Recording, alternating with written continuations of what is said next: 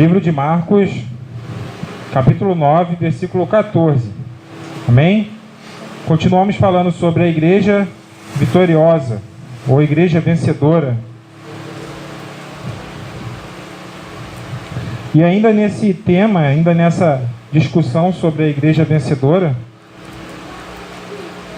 vamos falar dessa passagem aqui de Marcos e de algumas outras que nós separamos aqui.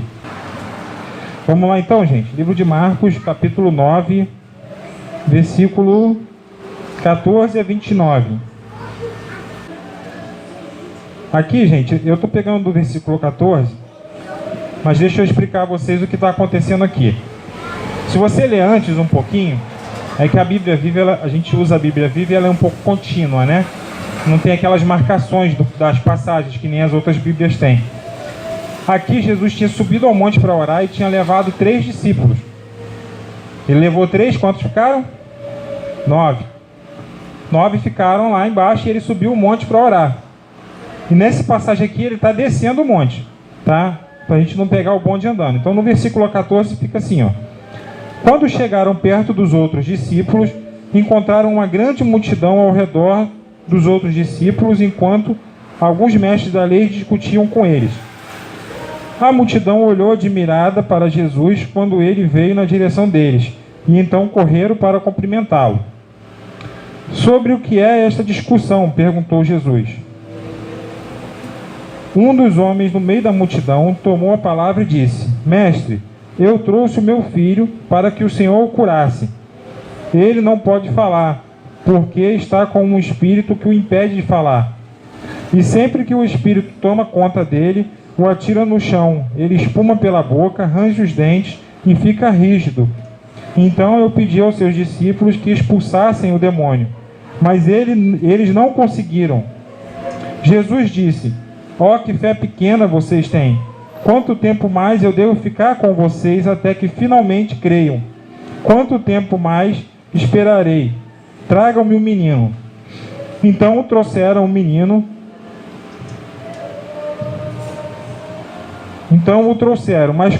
Mas o espírito, quando viu Jesus, imediatamente causou uma convulsão no menino.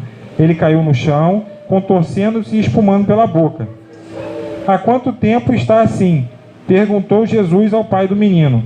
Ele respondeu: Ele está assim desde que era pequeno. Muitas vezes o espírito o faz cair no fogo ou na água para matá-lo. Ó, tenha misericórdia de nós. E se o Senhor pode fazer alguma coisa, por favor, ajude-nos. Se eu posso?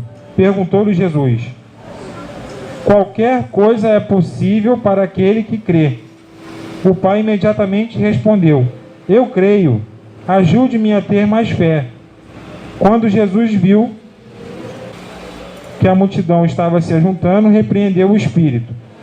Bom, daqui para frente relata que o menino foi curado. O espírito saiu e ele foi curado, né? Tá até o 29, né? Nesse texto aqui, como a gente leu, uma multidão estava reunida em volta de 9 discípulos que não conseguiram expulsar um espírito maligno. Lá na frente, eles perguntam a Jesus, depois dos discípulos em segredo, por que eles não conseguiram expulsar esse demônio. Mas depois a gente vai falar disso. Bom, a gente está falando de igreja vencedora, né? E falando de uma igreja que vence, de uma igreja vitoriosa, de uma igreja que vence as batalhas cotidianas de igreja, né? Quando a gente fala de igreja, gente, eu não estou falando da instituição IGAP não, tá? Eu estou falando de nós, igreja, a igreja de Cristo, representando Ele na terra. Quando a gente fala de uma igreja vitoriosa, é imprescindível a fé. A fé é o elemento mais fundamental da igreja, tá? Porque sem fé é impossível agradar a Deus. Está escrito lá em Hebreus 11, 2, não é isso? Está escrito: sem fé é impossível agradar a Deus. E lá em Hebreus 11, o capítulo 11 de Hebreus, todo dá uma definição do que é fé. Eu acho que a gente não vai precisar entrar nisso aqui hoje, todo mundo conhece o texto de Hebreus, né? Mas o texto de Hebreus, ele dá uma definição do que é fé. Amém? Então, nessa definição de fé, ele diz que é impossível agradar a Deus sem fé. Nesse texto aqui, o pai do menino leva o menino para expulsarem o demônio. Por que ele levou para lá? Porque ele ouviu falar que ali havia um mestre que estava curando as pessoas, que estava expulsando demônios e que estava fazendo toda sorte de milagres em nome de Deus. Ele ouviu a pregação, ele ouviu o evangelho, alguém falou para ele. Ele creu e foi para lá, senão ele não tinha ido. Se ele não tivesse crido, ele não tinha ido. E ele foi. Chegando lá, quem ele encontra? Ele não encontra Jesus. O mestre que ele foi procurar não estava lá. Os discípulos dele estavam lá. Receberam ele e falaram assim, ó, o mestre está indo de retiro, foi orar, e você não vai poder falar com ele agora. Aí o cara perguntou para ele, não está escrito isso aqui, né, gente? A gente está deduzindo, tá? Ah, mas quem são vocês? Não, nós somos discípulos dele. Ah, vocês andam com ele? Andamos. Vocês já viram eles orar ao Pai e fazer milagres? Já. Bom, se vocês são discípulos dele, andam com ele e vê ele fazer, então orem pelo meu filho. Eles oraram e nada. Então chega Jesus, a multidão alvoroçada, porque o milagre não tinha acontecido pela oração dos discípulos. Então, eu queria abordar com vocês o seguinte. Bom, essa parte aqui que Jesus fala, homens de pequena fé, né, que em algumas traduções está homens de pequena fé. Aqui, na Bíblia Viva, está assim, ó que fé pequena vocês têm. Daqui a pouco a gente aborda essa questão do tamanho da fé, né? Vamos pular essa parte aqui, daqui a pouco a gente volta. Jesus disse, tragam o menino. Quando o menino chega perto, levaram o menino perto dele, o demônio, lógico, reconheceu ele e não queria, né, permitir que fosse feita a obra. Por quê? Porque a autoridade que estava sobre Jesus era no mundo espiritual. E no mundo espiritual, as coisas funcionam diferente. A autoridade que estava sobre Jesus não estava sobre os discípulos, como ele explicou aos discípulos depois. Quando o demônio viu, ele tentou evitar aquilo, criando uma outra confusão. Certo? E aí que vem o ponto aí que eu quero entrar com vocês. Jesus perguntou ao pai do menino, há quanto tempo ele está assim? Veja aqui, se vocês já leram o Evangelho, eu já li os 4 Evangelhos algumas vezes, né? Você vai reparar que raramente Jesus queria saber fazer entrevista. Na verdade, eu acho que essa daqui é a única situação que eu vi ele fazer entrevista. Jesus não era de entrevistar. Ah, o que aconteceu? Quanto tempo está assim? Não. Ele simplesmente chegava e falava, quer ser curado? Quero. Vai. Foi curado. Seja conforme a sua fé. Nesse caso aqui, em específico, o garoto não podia fazer nada para crer, porque ele estava possesso. Mas Jesus estava confrontando a fé do pai, que era naquele momento o representante legal do menino. Por isso que ele perguntou, há quanto tempo está assim? Há quanto tempo vocês estão passando por isso? E aí a resposta do pai, ela é bastante intrigante. Porque a gente lê rápido assim, a gente passa batido por isso. Mas quando você começa a estudar e a prestar atenção, olha a resposta que o pai do menino dá para Jesus. Ele diz, ele está assim desde que era pequeno. Aí ele fala que muitas vezes ele cai no fogo, na água, para tentar matá-lo. Aí ele diz assim, ó, tenha misericórdia de nós, Senhor. Se o Senhor pode fazer alguma coisa, por favor, ajude-nos. Se o Senhor pode fazer alguma coisa. É lógico que essa pergunta dele é justificada pela ação anterior dos discípulos. Como os discípulos não puderam, naturalmente apareceu uma dúvida no coração desse cara. Porque ele falou assim, bom, os discípulos não puderam. Será que o mestre também vai poder? E aí ele falou assim, Senhor, se o Senhor pode fazer alguma coisa, Ele estava dizendo: bom, eu quero ver se você pode. Quero ver o seu poder se manifesta, se você o tem. Ele colocou Jesus à prova. E como que Jesus rebate isso? Jesus perguntou assim: se eu posso? Perguntou Jesus. Qualquer coisa, se eu posso, perguntou Jesus. Aí ele responde: qualquer coisa é possível a quem crê. E é aqui que a gente vai entrar num ponto. Primeiro ponto fundamental do uso da fé. Como eu coloquei aqui, né, no meu estudo. Você precisa entender de quem é a responsabilidade na ação em que você precisa ter fé. Todos nós precisamos entender essa questão da responsabilidade. Quando ele pergunta assim: Senhor, se tu podes, ele estava jogando toda a responsabilidade em cima de Jesus. Ele estava transferindo tudo para Jesus. Ele não estava só indagando como uma pessoa que duvida simplesmente, mas ele estava transferindo tudo para Jesus. E Jesus disse para ele assim: tudo é possível a quem crê. O que ele estava querendo dizer? Ele estava querendo dizer assim: sem fé, sem a sua fé, eu não posso operar. Você tem que crer. O milagre depende da sua fé.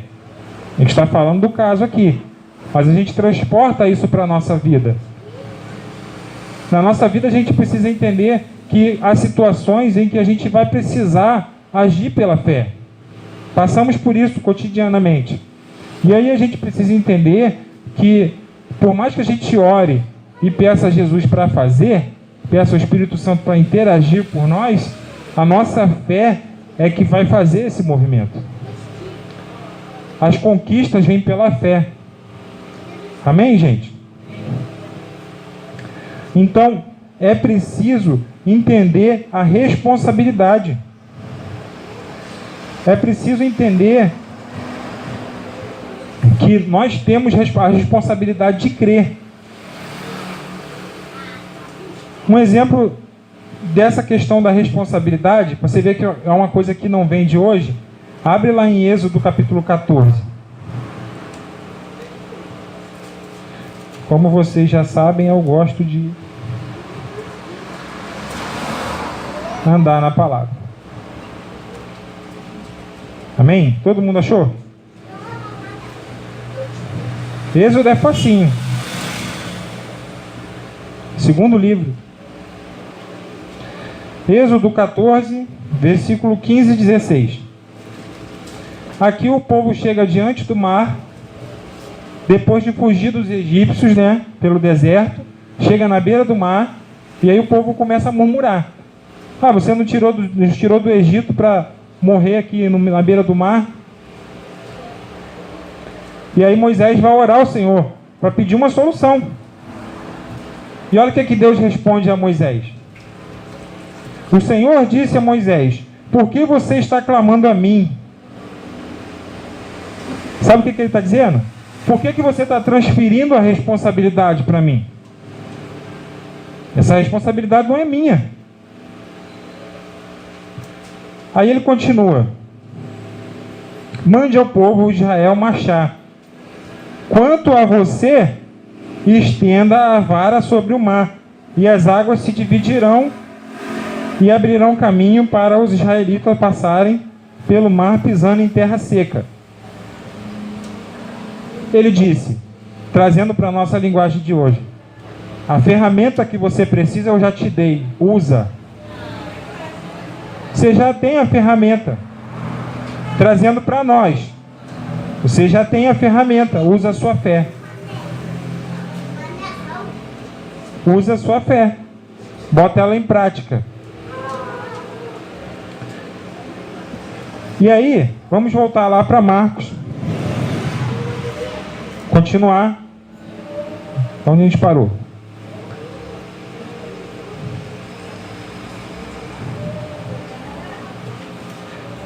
Jesus respondeu para ele, né? Tudo é possível àquele que crê. Versículo 24.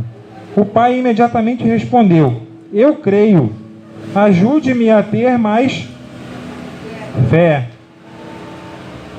Esse é o segundo ponto. No momento em que Jesus colocou para ele que ferramenta ele tinha que usar, ele imediatamente decidiu usá-la. Eu creio. Você precisa decidir crer na hora que a situação complicada se apresentar para você. Nós precisamos ter essa decisão de fé. Nós precisamos. Uma vez eu preguei lá em Marambaia e eu até citei essa passagem aqui. Daqui a pouco a gente vai dar uma passada nela. Mas essa pregação foi em cima da passagem do mar, do Pedro andando sobre o mar. E é uma hora que você tem que decidir. Chega uma hora que a situação ela vai te confrontar, ela vai trazer o impossível na sua frente. E na hora do impossível você tem que decidir crer. Mas como é que você decide crer? Você decide crer baseado naquilo que você conhece. Se você estiver vazio de palavra, na hora da dificuldade, você vai ouvir o quê? Você vai ouvir a voz da dificuldade. Você vai olhar para o gigante em vez de olhar para o seu Deus, que é muito maior do que o gigante. Mas para olhar para o seu Deus, você tem que conhecer Ele. Você tem que conhecer a palavra dEle. E interessante que esse pai, ele fala para o Senhor: eu creio, Senhor. Ajude-me a ter mais fé. Parece que está se contrapondo, né? Parece que ele está se contradizendo.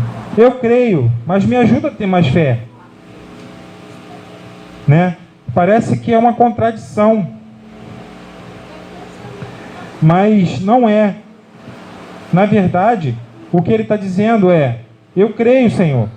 Eu acredito no Senhor. Eu decidi acreditar, mas eu ainda preciso que o Senhor me ajude a aumentar essa fé, a fazer essa fé crescer e ser mais ativa. E a fé, gente, a gente vai ler no Novo Testamento, e a fé ela cresce por exercício. Eu tinha anotado no meu outro esboço, nem está nesse aqui.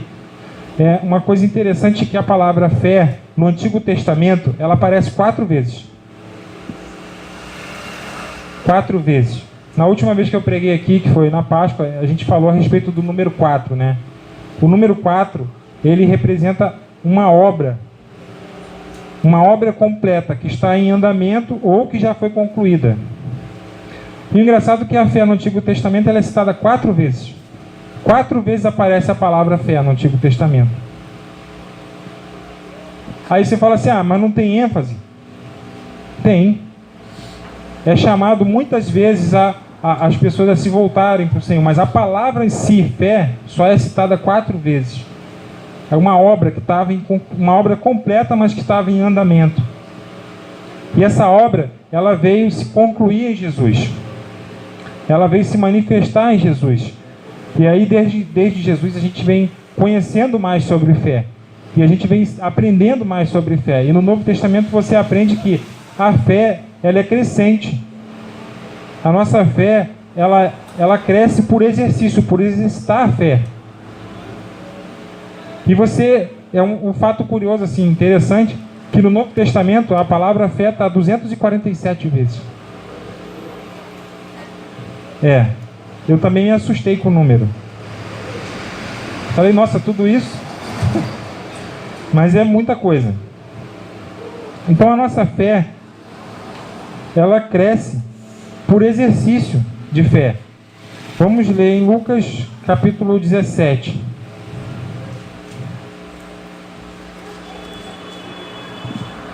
Lucas 17. Um exemplo dessa fé crescendo aí, né? 17, versículos 5 e 6. Diz assim: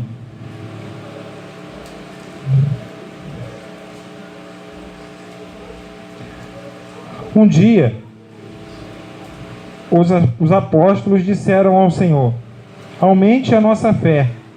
Jesus respondeu: se vocês tiverem a fé do tamanho de um grão de mostarda, ela seria o suficientemente grande para dizer a esta amoreira: arranque-se e plante-se no mar, e a ordem de vocês seria obedecida. No original, esse texto está um pouquinho diferente. A tradução do grego aqui foi um pouquinho ineficiente, porque a tradução mais correta seria: se vocês tiverem a fé como um grão de mostarda. Repare que tem uma diferença grande de você dizer do tamanho do grão de mostarda para como um grão de mostarda. Mais na frente, deixa eu ver, não, para trás, Mateus 13, a gente passa a ver Mateus 13, 31, sobre essa questão do grão de mostarda. Jesus contou outra parábola ao povo. O reino dos céus é como uma minúscula semente da mostarda. Repare que aqui eles traduziram como a semente da mostarda, plantada num campo. É a menor entre todas as sementes, mas se tornará a maior das plantas e cresce e se torna a maior planta e cresce até transformar numa árvore, em que as aves podem vir e encontrar abrigo. Se você juntar as duas passagens, o que Jesus está dizendo para os discípulos é: se você tiver uma fé como um grão de mostarda, você vai pegar ela, o que você faz com semente, gente? Você planta. Você vai pegar essa sua fé e vai usar ela, vai plantar ela. O que você faz com a semente depois que planta? Você rega, você aduba, você poda depois que está crescendo, para ela crescer mais ainda. Não é isso? Então a fé ela tem um exercício. Então Jesus estava dizendo para os seus discípulos: se vocês pegarem a sua fé e como uma semente de mostarda que é muito pequenininha, a menor de todas as sementes, e fizerem um bom plantio dela e usarem ela, daqui a pouco ela vai ser a maior das árvores. E as aves virão e servirá de abrigo para as aves. Ou seja, a sua fé vai frutificar para outros, não só para você. Mas precisa do exercício, precisa do uso. Se você pegar a semente e colocá-la no armário, ela vai continuar semente para todo sempre. Semente tem que ser plantada. Tem que ter o exercício de fé. Amém, gente? Mateus capítulo 14. Um pouquinho para frente. Verso 25. Vamos falar um pouquinho desse negócio aqui. Eu gosto muito dessa passagem, gente. Já preguei sobre ela algumas vezes. 14, 25. Já de madrugada, veio Jesus até eles caminhando em cima da água. Eles gritaram de medo, pois pensaram que fosse um fantasma. Dá vontade até de rir desse negócio, né? Mas Jesus logo os tranquilizou, dizendo: não tenham medo, coragem, sou eu. Então Pedro gritou: Senhor, se realmente é o Senhor, diga-me para eu ir caminhando em cima da água até onde o Senhor está. Venha, diz o Senhor. Assim, Pedro saiu do barco e caminhou por cima da água na direção de Jesus. Mas quando ele olhou em volta, sentiu a força do vento, ficou cheio de pavor e começou a afundar e gritou: salve-me, Senhor. No mesmo instante, Jesus estendeu-lhe a mão e o segurou. Ó homem de pequena fé, por que você duvidou? Disse Jesus. Eu gosto muito dessa passagem, porque essa passagem aqui ela relata um ímpeto de Pedro tremendo. Porque se coloca no lugar dos caras. Você está 12 num barco, de repente começa uma tempestade violenta, Alguém aqui já pegou tempestade no mar? Que nem eu? É um negócio louco, gente. Eu peguei uma tempestade no barco no mar. Barco não muito grande, o barco era para 30 pessoas. Nós estávamos em 8 e o barco parecia uma folha de papel dentro d'água. É um negócio louco.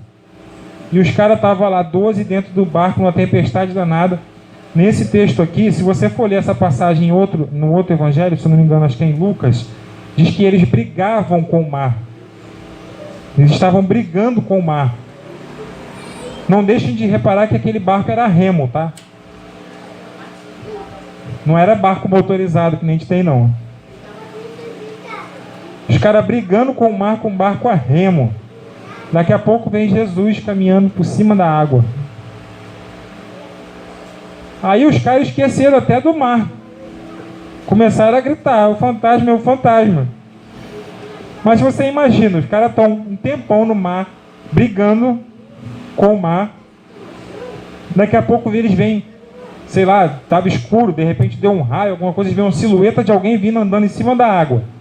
Na cultura deles, na cultura hebraica, eles pensaram, aqui diz que eles pensaram que era um fantasma, mas eles também podem ter pensado que era um anjo.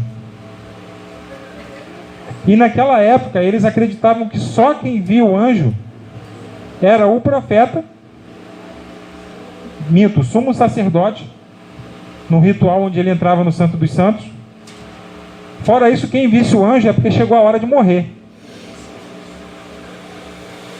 Os caras começaram a gritar desesperado. Chegou a nossa hora. Gente, eu fico imaginando a cena. Num momento de desespero tão grande que os caras esqueceram do mar. Aí o Senhor fala, não se desespera não, sou eu. Os caras mais ou menos devem ter conhecido pela voz, apesar que no meio da tempestade a voz não é uma coisa muito nítida, né? No meio do mar, pior ainda. Aí a hora que eu acho que Pedro surtou de vez, ele deixou a fé tomar conta dele de vez aqui. Ele falou assim, não, agora ou vai, eu já vi hoje, acho que está na minha hora de morrer mesmo. Aí ele falou assim, bom, se é o senhor mesmo, então manda eu ir. Bom, Pedro devia saber nadar, ele era pescador. Mas ninguém nada na tempestade. O cara ficou doido, ele falou assim, manda eu ir atrás do senhor. E Jesus falou, vem, ele foi. Eu imagino os outros 11 falando assim, caraca, esse Pedro é muito doido. Como é que ele vai ir para o mar atrás do fantasma? Esse cara é muito doido. Eu é que vou ficar aqui no barco. Tá batendo pra caramba, mas aqui tá seguro. Mais ou menos, mas tá. E Pedro foi, gente, e começou a andar sobre as águas.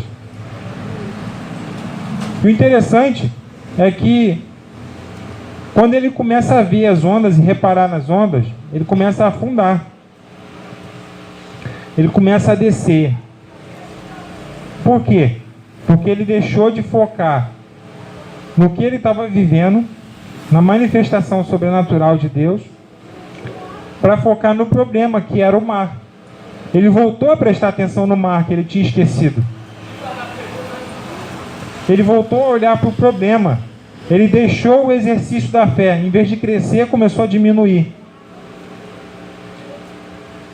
Uma vez eu vi um pregador pregando sobre essa passagem e ele falou uma coisa que eu acho legal. Nessa hora, quando Pedro começou a afundar, ele fez a oração mais objetiva de toda. A oração mais rápida e objetiva, mais direta. O cara estava afundando no meio da tempestade, não dá tempo nem de ele engrossar a voz. Ó, Senhor, Deus, nada. É só direto. Senhor, me ajuda, salva-me. Só isso. E o Senhor veio e ajudou. Aí o Senhor fala, homem de pequena fé, por que você duvidou? Se fosse hoje, Jesus ia falar assim, pô, mas tu é um vacilão mesmo, hein? Caraca, tu estava andando em cima da água já, cara. Deu um molinho. Mas esse pequena fé aqui, gente, repare que lá ele disse, a fé é como um grão de mostarda. É uma semente pequenininha. Não é o tamanho da fé, é o que você faz com ela. Na verdade, o pequeno aqui não foi a fé, foi o uso da fé. Ele deixou de usar aquilo que ele tinha. Ele deixou a ferramenta que ele tinha recebido de lado. Como Moisés tinha feito lá com o cajado dele. Esqueceu de usar. E começou a afundar. Mas o pouco de fé que Pedro teve no barco foi o suficiente para ele andar sobre o mar. O pouquinho de fé que ele teve foi suficiente para ele andar sobre o mar. Mas ele precisou da ajuda do Senhor. Gente, não tem nada de errado em a gente reconhecer a nossa dificuldade em crer. Quando ela aparecer, gente, todo mundo aqui já passou por isso, eu já passei. Quando a dificuldade aparecer, quando ficar difícil crer, não olha para o problema. Busca o seu Deus. Vai para o lugar secreto e diz: Senhor, está difícil acreditar. Me ajuda aí. Faz que nem o pai do menino fez aqui. Ó, eu quero crer, mas está difícil. Me ajuda, Senhor, a ter mais fé. Me ajuda. Abre aí no texto de... Deixa eu achar aqui onde que eu anotei. Tiago 1,5. Tiago capítulo 1, versículo 5 até o 8.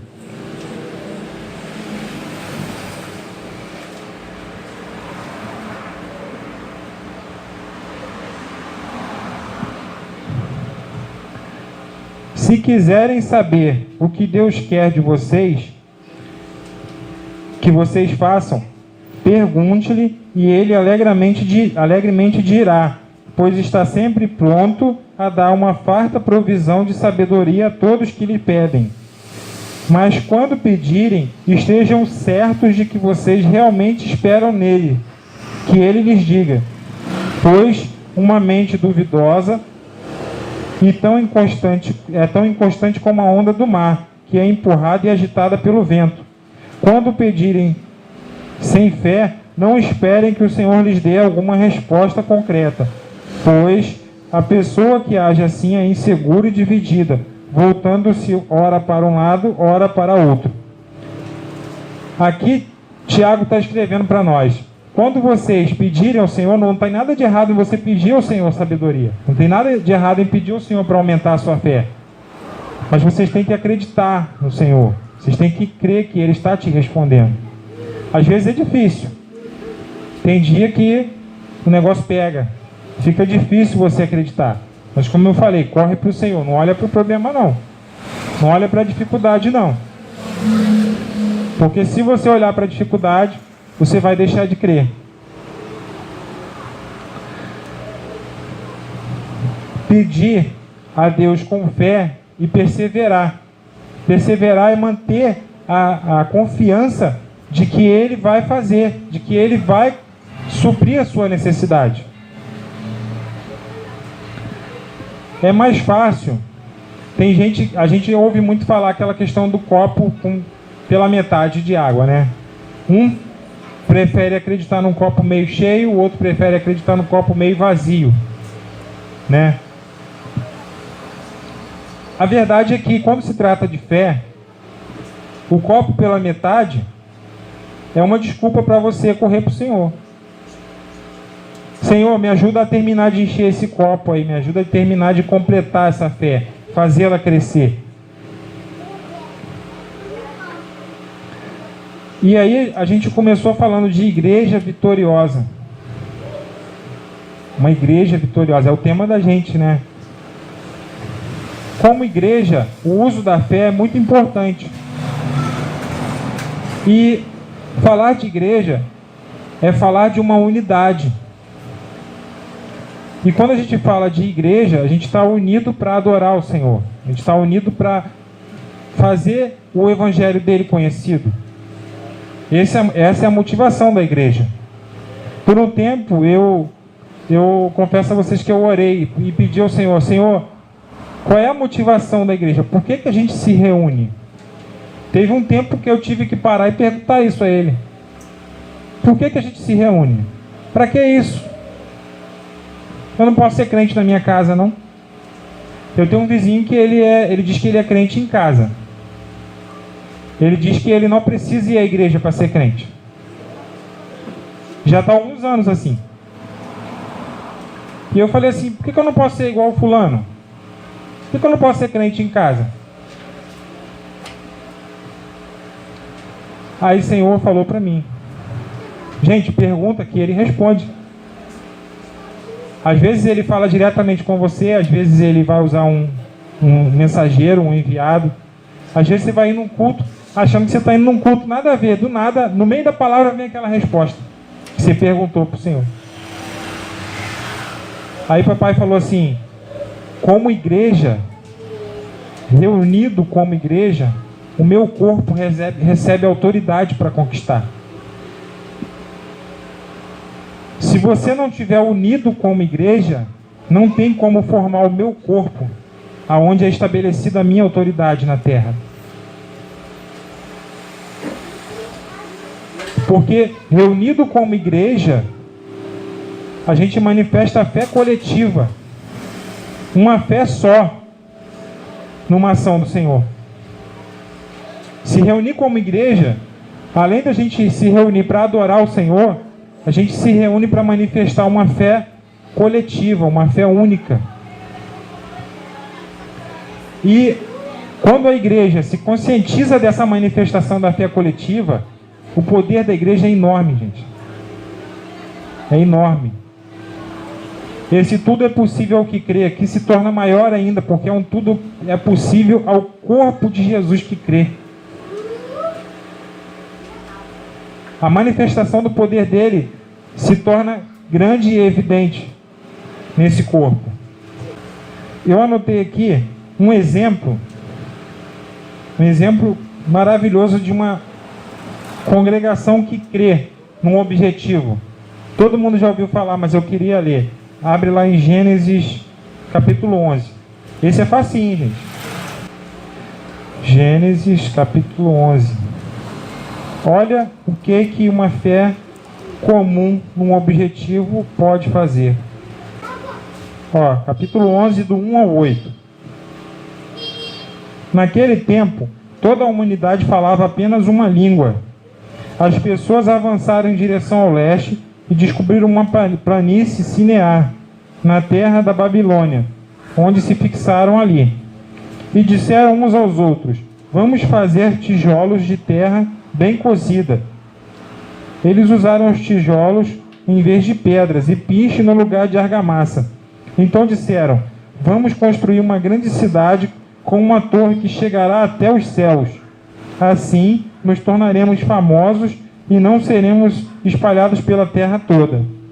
O Senhor desceu para ver a cidade e a torre que os seres humanos estavam construindo e disse, eles formam um só povo, falam a mesma língua e eis que são capazes de fazer.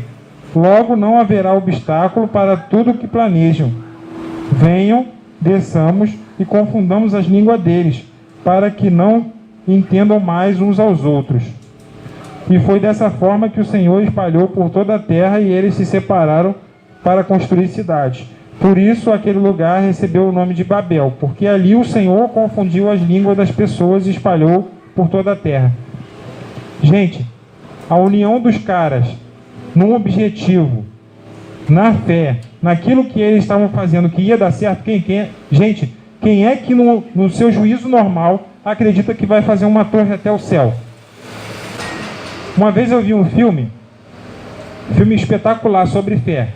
Não é o tema do filme, mas fala de fé o tempo todo se você prestar atenção. Eu vou lembrar o nome, depois eu falo para vocês o nome do filme. É um cara que o sonho da vida dele era ser astronauta, só que ele era fazendeiro.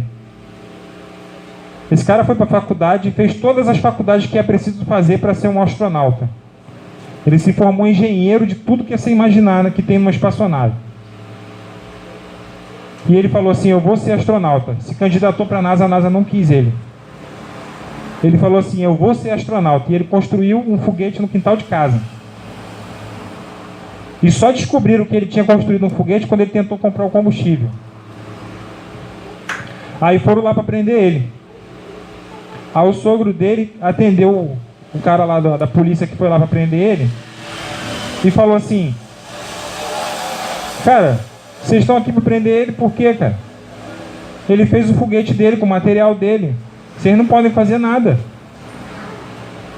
Aí o cara falou assim: não, ele está causando um distúrbio, está causando um problema, porque como é que as pessoas vão acreditar na NASA depois disso?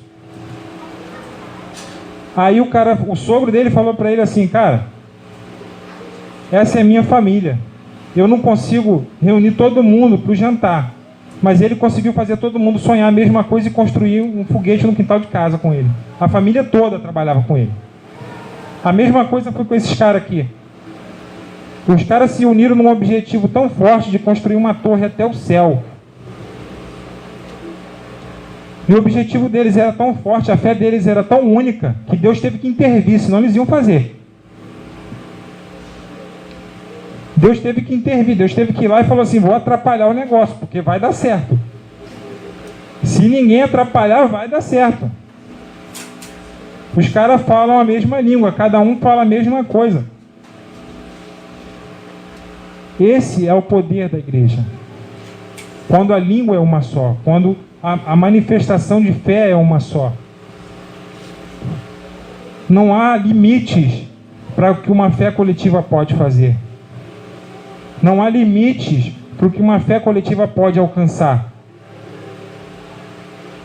Não há limites para o que uma igreja vitoriosa com essa fé coletiva pode fazer. Em Apocalipse, eu vou abrir aqui rapidinho, em Apocalipse 2, fala de uma igreja que a gente leu lá no Antigo Testamento, lá no comecinho dos tempos, né? Em Apocalipse 2, versículo 19, fala de uma igreja lá na Grécia que atingiu isso. Fala assim, ó. Aqui está falando a igreja de Tiatira, né? Estou ciente de todas as suas obras, do seu amor, da sua fé e do seu serviço, a sua paciência, e observo o seu constante progresso, fazendo mais agora do que no começo. Olha que igreja. Eles tinham lá umas vacilaçãozinhas que é falado aqui depois, mas se você observar, gente, quem não quer ser parte de uma igreja dessa? Constante em fé. Olha o que a descrição que o Senhor dá para João da igreja. Estou ciente de todas as suas obras, do seu amor, sua fé, seu serviço, sua paciência, e observo que é constante o progresso, fazendo mais agora do que no começo. Quantas igrejas a gente viu que faz mais do que no começo? Perseverar e aumentar, crescer na fé coletivamente a ponto de fazer mais e mais e mais para o Senhor. Fazer o Evangelho ser mais conhecido, alcançar mais, levar mais pessoas, multiplicar o reino do Senhor na terra. Para a gente encerrar aqui, agora eu vou dificultar. Abre a Bíblia em Abacuque. Vamos lá. Capítulo 2, versículo 3 e 4. Diz assim: essas coisas que planejei, porém não acontecerão imediatamente. Devagar, mas com determinação. Certamente vai se aproximando o tempo em que a visão será cumprida. E se aparentemente está demorando muito, não se desespere, porque tudo vai acontecer. Tudo vai acontecer mesmo. Seja paciente. O cumprimento dessa promessa certamente ocorrerá e não se atrasará. Anote isso. Olha o que ele diz ao profeta. Anote isso. Os homens perversos confiam em si mesmos e seus desejos não são bons e acabam fracassando. O justo, porém, confia em mim e viverá. Em algumas traduções está: o justo viverá pela fé. É uma das 4 vezes que fala a fé no Antigo Testamento. O justo viverá pela fé. Mas você repare que o que ele diz para o profeta é: a visão certamente se cumprirá, mas não é agora. O que isso diz para nós? Todo mundo tem uma promessa de Deus. O que Deus te prometeu talvez esteja demorando. Não deixa a ansiedade tomar conta e não duvida. Não olha para a onda. Olha para o Senhor. Foca na promessa. Foca no que Ele te prometeu. Mantenha a perseverança. Né? Mantenha a perseverança. E a perseverança, ela vai fazer a sua fé crescer. Agora sim, para fechar em Tiago 1,4. Tiago 1,4. Portanto, acharam? Vamos lá. Portanto, deixem a perseverança crescer, agindo plenamente em vocês. Porque quando a perseverança de vocês estiver, afinal, plenamente crescida, vocês estarão preparados para qualquer coisa. Olha só. Dá brado de júbilo aí, igreja. Vocês estarão preparados para qualquer coisa e serão fortes de caráter e íntegros sem que lhes falte coisa alguma. A igreja que persevera tem tudo, porque não lhe falta coisa alguma. Tudo é possível à igreja vencedora que crê. Amém? Amém. Vamos ficar de pé.